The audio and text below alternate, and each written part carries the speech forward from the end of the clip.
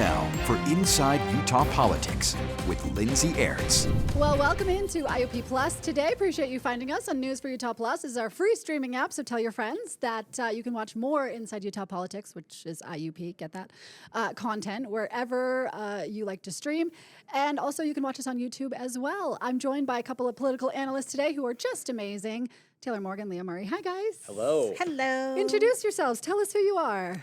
Taylor Morgan, partner at Morgan May Public Affairs. I'm Leah Murray, professor of political science at Weber State University. So a professor and a consultant, pretty much. Here we are. And Here we producer are. Peter's here, too. Hi, producer I sure Peter. am. Hi, everybody. Your hair is just, I'm letting beautiful. it run wild. This is what happens when they give me Monday off. I come in looking like I'm back from vacation. I like how we can comment on your hair and looks every week, but if Oh, anyone did absolutely. that to me, I'd be like, No. That's the benefit of putting the off-air guy on camera. I don't particularly care. You can say whatever. I just love it, though. But you're the smartest guy in this room, and we Oh, appreciate stop. you. All right, let's dive right in, shall we? Because we got a doozy of some topics today. I want to start with a bombshell locally that we just found out earlier on Tuesday, is that the Utah Republican Party is trying to repeal Map C. They've also launched an indirect initiative, which is basically a process to ask voters whether they want the legislature to, in this case, repeal Proposition 4 or Utah's anti-gerrymandering criteria and commission. Taylor, let me start with you. The Republican Party came out and endorsed Map C. Why are they now repealing it? Make it make sense. Well, Lindsay, I don't think any of this has to make sense or will make sense. I think the Republican Party here in Utah is maybe trying to give the folks behind Prop 4 and the litigation a taste of their own medicine, so to speak, using litigation and the process to perhaps stall out implementation of Map C. Well, this isn't a legal thing. They're not suing over this. They're just trying to repeal the law. Right, because Utah law allows that if a referendum is in progress, it essentially freezes implementation of the law that is subject to that referendum. This is similar to the union bill that passed the last legislative session, highly controversial, of course, resulted in the UEA-led referendum that was successful, and that law is not being implemented because it's frozen due to that statute. So the Republican Party technically, legally, could freeze implementation of Map C. I'm not an attorney by choice. There are a lot of smart attorneys that will be able to, say whether or not this will work. I can't say for sure, but things are going to get very interesting. Yeah, for sure. Leah, what do you make of this move before we kind of drill down on some of the details of it? Yeah, well, a little bit I don't understand it, and I'm so sorry to be someone who's from the East Coast that doesn't really have Well, you and all the sorts states of you're from initiatives. actually believe in the Republic, right? That is correct. Yeah. I wanted to say there's a reason why the founding fathers said maybe we should vote for representatives and they should make decisions on policy, because the minute you get involved with a couple million people making decisions on policy, it gets really tricky. And this whole conversation, right? So Such a good Republican. Right? Republicans asking Republican voters to call in and say, let's have this map. Our elected officials, as a result of horizontal accountability, working with the judiciary, decides on this map. And now all of a sudden we're going to have a couple million people weigh in on it. And in the meantime, who even knows? Like, how do you run a campaign? This instability, a little bit, is part of the reason why, I know I'm not popular when I say this, but I'll tell you what, like, these initiatives are just a hot mess. Well, Taylor, you've run to that initiatives point, before, yeah. Sorry, Lindsay. I think this all goes to what we have talked so much about on our show here is the underlying issue that the Utah legislature is most concerned about is the state Supreme Court's ruling last July that essentially placed initiatives that reform the government as what the legislature say is a super law. Okay, right? but is that messaging? Because is it actually a super law? The question for me is, okay, the legislature can still amend initiatives. They just can't impair the reform. Right. They can't do anything. It has to be narrow and a compelling interest in reforming the government that does not essentially trample on the intent of the initiative sponsors, right? Right. Well, really defining what all of this means is the issue, and that's the hot mess. that's the Yeah. hot Right? mess, Like, right? so- And let's make It makes make my no job mistake, great. I have a lot to report on. make no mistake here. The success of the litigation by the League of Women Voters and Mormon Women for Ethical Government, all of that relies on the Utah Supreme Court's ruling last July. right? That is the issue. Okay, so let me think. I'm thinking out loud a little bit here, but let me walk through these details to see if we can kind of flesh this out a little bit.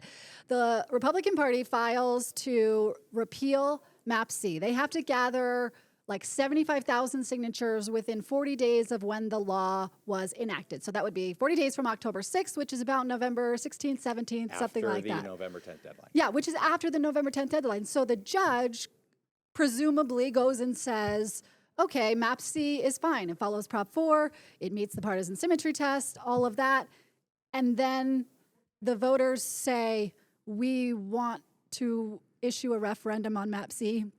And we pause that law? It is the law that is passed by the legislature is frozen during the referendum process. Okay. If Which the means, but doesn't that mean, Taylor, like, so this vote to get the legislature to vote would happen on the Well, this is ballot something next That's year? different. So Yeah. that's a direct initiative, which is different than the referendum. My Stay question with me here, basically, Leah. So before you go there, but that means Come on, if it's on it's hold, so so simple, what are easy, the yeah. lines of the districts? Where is Blake Moore running for office? That's So my if- question, Right. If yes. it goes on hold, that means the 2026 election cycle reverts to the old maps. Well, is that why the legislature kept the 2021 maps in place? Because if a judge or a referendum perhaps invalidates Map C, then we go back to the current maps that we have.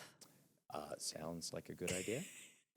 There it is. So, we figured it out. yeah. Okay, but then let's talk about this direct initiative part. Okay, so while we have this referendum going, we also launched this direct initiative, which is instead of a, it's an indirect initiative. Instead of a direct initiative, right, where we just ask voters if they want to initiate a law, we ask voters whether they want the legislature to do something about a law. Yeah. And they write the language for the legislature to vote up or down. Okay, right? so they say, do you want to repeal Prop 4? Voters say yes or no. Or do you want the legislature to repeal Right. Prop 4? Voters have to collect enough, the party has to collect enough signatures of Utah voters. It's less than a regular initiative. The indirect initiative Right. requires fewer Right. signatures. If they get those signatures, then the legislature must take a vote, yes or no, on the language that indirect initiative gives the legislature. Okay, but none of that would happen until 2026, right? That would go on the ballot in 2026 if they qualify, yes. So what lines then do we use? right. It's got to be the 2021 election lines. Yeah. Well, and we haven't even talked about whether or not the Prop 4 language in code would be frozen by that indirect initiative. I don't know the answer to that question. I can't recall any time in Utah history when there has been an indirect initiative or a successful indirect initiative. I don't know that that's happened at all, at least in modern history here in Utah. Yeah, and so this is like taking democracy one step further, right, Leah? Like, it's a this is like a problem. direct, Yeah. a direct changing of a law. I don't here. understand why we have chosen in our state, and again, I'm not from here, so maybe it's baked in been here for to the 20 years, DNA. though, I've been here over Leah? 2 Yeah, I decades, think but you're sometimes fully Utah. maybe. Yeah, I there's don't. only one A when you're a real Utah. That's Yeah. right. I don't understand why we've decided to subdivide the legislative authority. Why not just have a legislature that we have actually do the job? Hey, and why don't let's just get rid of initiatives altogether. Listen, I'm a huge proponent. I love them. I've used Your them. initiative is why we have SB 54. I know, but listen, we didn't actually need to pass it because we used it as a tool to compel the legislature to act. So what tool would Initiatives you are- use then? Initiatives are nothing more than a very expensive lobbying or litigation tactic. That's what they create. That's what they set up. This is a hot mess. I truly believe in our constitutional republic, and voters have the say on their representatives who make these decisions. Do they have a say, Leah, when the lines are drawn in a certain way? That's kind of what we're talking about here, I mean, though. yeah, but again, even right there, we all know that legislatures draw the lines. That's been true for 230 years, right? So that is something that's always happened. If you don't like it, then don't vote for those people, or have how you're drawing the lines be an issue in an election, right? And go to caucus meetings or vote in that way in a primary, and force them to abide. Yeah, and I'm being overly dramatic here. I don't. He believe doesn't in agree or with me. support- Yeah. I do not support an outright repeal of Utah voters' constitutional right, to run initiatives. I believe in that firmly. I just think it is run amok lately. A little bit, it's like, what is, you kind of talk about the slippery slope of an argument, and when you get to the most nonsensical case, and to me, this entire conversation is the most nonsensical case for why right? Like what goes wrong when initiative authority kind of works the way it's been working? Well, the legislature's talked a lot about not ping-ponging in the courts, and here we are ping-ponging with initiatives, right? You know, if somebody starts playing ping pong, you gotta hit the ball back. Right?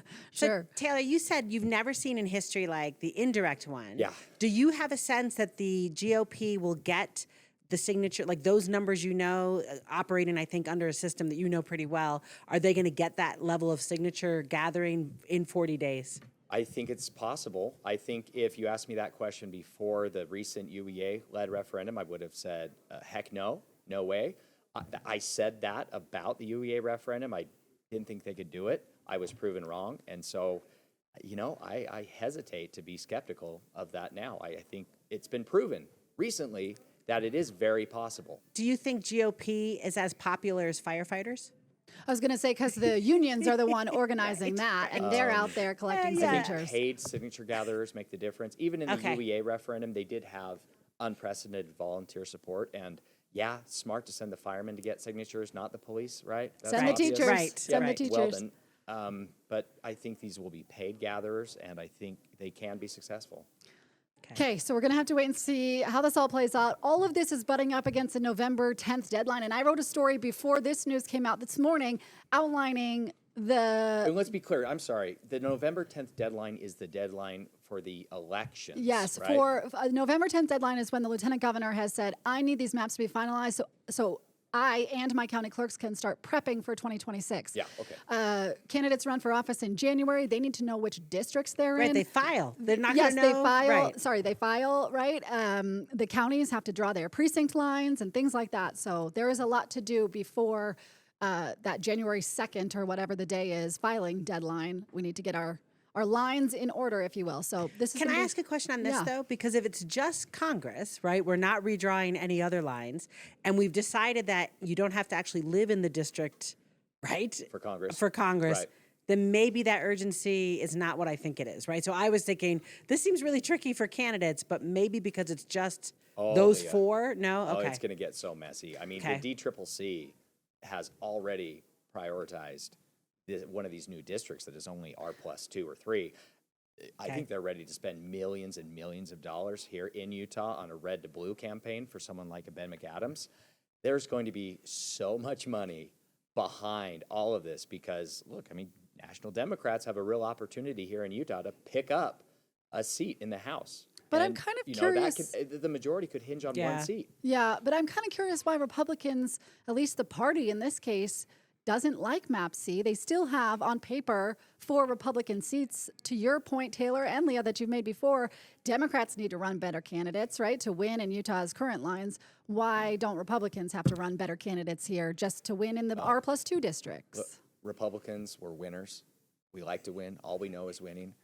And, okay, I'm being silly. But look, all of this really, truly does go back to that original ruling last July that told the legislature, you can't do this to initiative language, to statute. The legislature hates that more than anything. And this is all about finding different ways and tactics to undo that ruling and undo the Prop 4 language to make the legislature preeminent again. That's what this is about. It's about winning, you know, not any specific other outcome. Right. So it's not about Map C at all, right, Taylor and Lindsay? It's about proving a point, which I guess is why it's not hypocritical that the GOP first said everyone should support this map, and now we're asking the legislature to repeal it. Because it's not that we don't like the map, it's that we don't like what happened. Exactly. We don't like any of this. Okay. All right. Well, we shall see how it all plays out. TBD on that. All right. We are in day 14 of the government shutdown. Is that right? 13, I think 13, 14. So we're in the teens of the days of the government shutdown, and things are starting to get real. We heard Congressman Blake Moore say that Utah is really going to start to feel the impacts of the shutdown this week because troops are missing paychecks, workers are missing paychecks.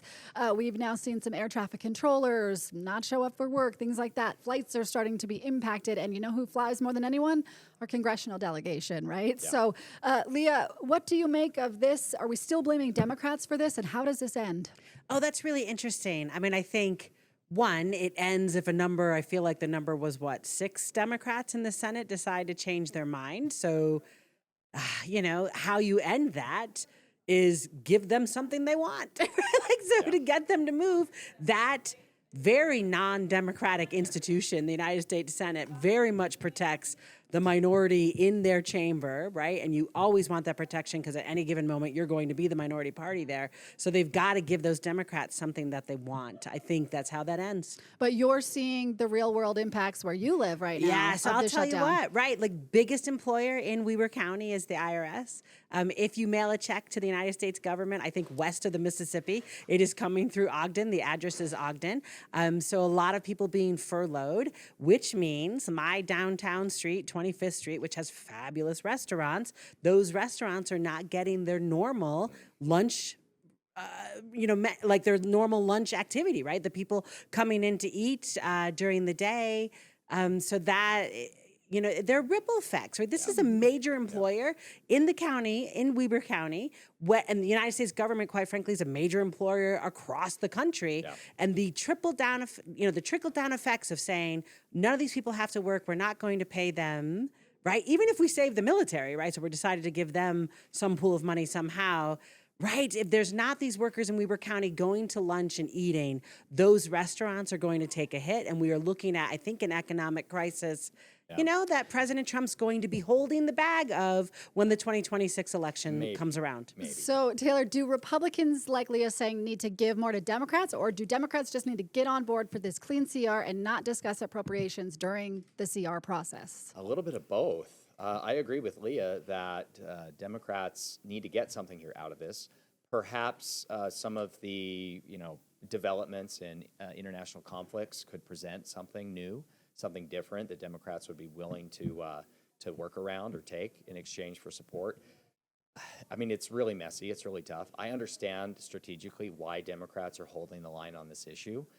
But voters have very short memories. I don't think voters will take any action in November of 2026 based on what is happening right now, right? And although I really understand why someone like Representative Blake Moore is so concerned about this. That's his district, right? Where these offices are located. Also, Hill Air Force Base is being really affected, even though the military isn't necessarily suffering as much as like the IRS, so to speak. Still, it has a real significant impact on non-essential workers in all of government. Right, and like the issue with Hill Air Force Base, and I'm not going to quote the number because I'm sure I'm going to remember it inaccurately, but I'm going to tell you, I think like Layton depends. Hold on, did you just say Layton? Layton. Did I say it Yeah, wrong or Layton's right? on the T. Did I sound this? You are officially a Utah, Leah Murray. Welcome. It's like Layton. So Layton. anyway, that city, I believe, has something on the order of 80-90% of their economy tied into Hill Air Force Base. Yeah. If I am only going to get my paycheck this week, and I'm not sure if I'm going to get it next week, even if I'm getting paid, that's going to cause behavior of people who are consuming, right, to change.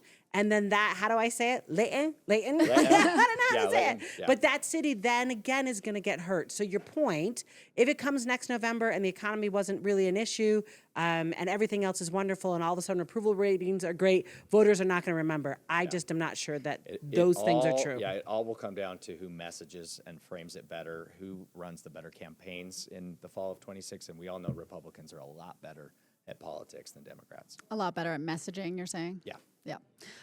Okay, Peter, I don't know if I asked you this before the show, but I'm going to ask you while we introduce this topic to pull up the cartoon from the Salt Lake Tribune about that Pat Bagley drew. There it is. The issue I want to talk about in our final 5 minutes here is a cartoon that you're seeing on your screen if you're watching us from Pat Bagley. He's a longtime cartoonist with the Salt Lake Tribune here locally. And I've seen a lot of Republicans take issue with this cartoon in particular.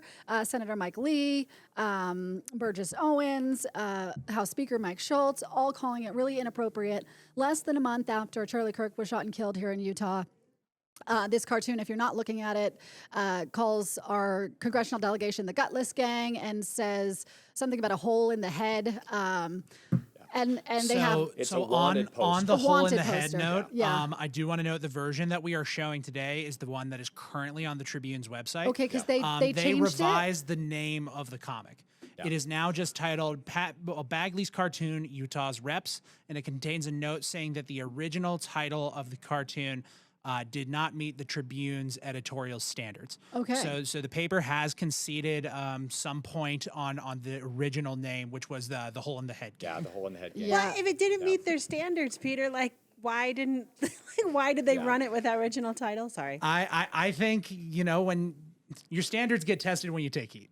I got you. I think a you good have point. to you have to really assess these things rigorously when people are questioning you on them, not so much when you're just all right, that's this week's cartoon. Yeah. What no, that's was the fair. reference, the hole in the head So gang the reference? hole in the wall gang, Butch Cassidy. Hole in the wall gang. Right? So I can see now Pat Bagley is a Utah institution. I mean, he's an American institution in terms of political cartoonists. He's one of only a few left in the whole country. He has been very progressive all along. That's no secret. But I think I don't like outrage. I don't like cancel culture. But I can understand where the Republicans are coming from because this is a wanted poster, right? With drawings of our congressional delegation. The original cartoon right above the wanted or below the wanted there at the top in large font was hole in the head gang. Right. Right? And the reference to Butch Cassidy and the hole in the wall gang, it's really obscure. Only like nerds like I gotta be dads honest. like me would know I about didn't that, get it. right? I gotta be honest. And Yeah. so No, to it's- most people, they see a wanted poster saying hole in the head gang. I can understand why, hey, this is a huge problem. Leah, what did you think of it? Well, I was just going to say a little bit because Butch Cassidy and the Sundance Kid is like one of my favorite movies and my dad's favorite movies. And so I didn't even, right, like I didn't pull forward recent events or like I just saw it and said, oh, clearly it's a play on that fabulous movie, right? So that's interesting too. I mean, political cartoons are always pushing the edge. And producer Peter, your point's so well taken. You push that edge and then you don't really know you hit it until somebody like questions you. But Pat Bagley has always pushed the envelope. Right. So Right? I just, In this one, I think he went way too far. or he thought like us, everyone would get the reference and it wasn't a big deal Yeah. or something. Yeah, not everyone is as nerdy as us, I guess. Yeah. So, well, the other expression of hole in the head is like, I need a Diet Coke, like I need a hole in the head. Was that the reference? I've never heard that. You've never heard that expression? No, never heard that expression. No, I assumed it was hole in the wall, but it was like hole in the head, like they're Yeah. In the red not smart, bandanas, right? but- Those are red bandanas. But it said hole in the head tying gang. into a Wild West outlaw Right. gang. I will but they offer could be one interpreted other. differently, right? I'll offer one other definition. I grew up with the idiom, do you have a hole in your head, to mean like, are you stupid? Are you stupid? Like Oh. that's how I read Yeah, it. is like, yes. like well, what, yes. if you got a hole in your head? Like that, like as kind of an, pointing out that you think someone's dumb. Good Right. point. So there's a lot of interpretations you could pull from this. I just think the one that people immediately clocked was violence. Bad timing. Yeah. Really bad timing, Pat. Perhaps. All right, you guys. In the final, just 1 second here, I just want to touch on this really, it's not a political topic, but just a really important topic here locally for us is that Dallin H. Oaks has been named the president of the Church of Jesus Christ and the prophet of the Church of Jesus Christ of Latter-day Saints. He's the 18th president of the church, and then his new counselors are... guys, I don't have the list in front of me. Christofferson is the second counselor, and Henry B. Eyring is the first counselor. Thank you to my intern who just mouthed that to me. Any reactions to those today, guys, or just keep going? Many years ago, once at the Hinckley Institute of Politics, President Oaks may have overheard me swearing at some interns on the phone. So now you're worried. done. He was in a chair waiting in the lobby right by my office, and when I finished a heated phone call, stepped out of my office, and he was standing there waiting to shake my hand, and I could tell he heard it all, and not my best moment. You know, we all have those moments. It's okay. Leah, any comments here from an observer? No, I mean I think not a member of the faith. So, but I think it's always good. How do I say when leadership settles in? Does that make sense? Yeah. So I think like that it's a very good thing for the Church of Jesus Christ of Latter-day Saints to have on the its name, leadership. Yeah. It's a long title. We know that working in news because we're like, it's 17 seconds to say the full name. And that's more time than we have in a newscast. Taylor Morgan, Leah Murray, thanks for your insights today. Thanks. We appreciate your opinions. Of course, watch Sunday's episode of Inside Utah Politics on ABC4, Channel 4, wherever you watch TV. This week, we will have State Auditor Tina Cannon and crossing our fingers that Rob Axon, the chair of the Republican Party, will come weigh in on the party's decision this week. Producer Peter, appreciate your time. Thanks, everybody. I And always hair. appreciate you. And hair, appreciate your hair. Stop. And we will see you next time.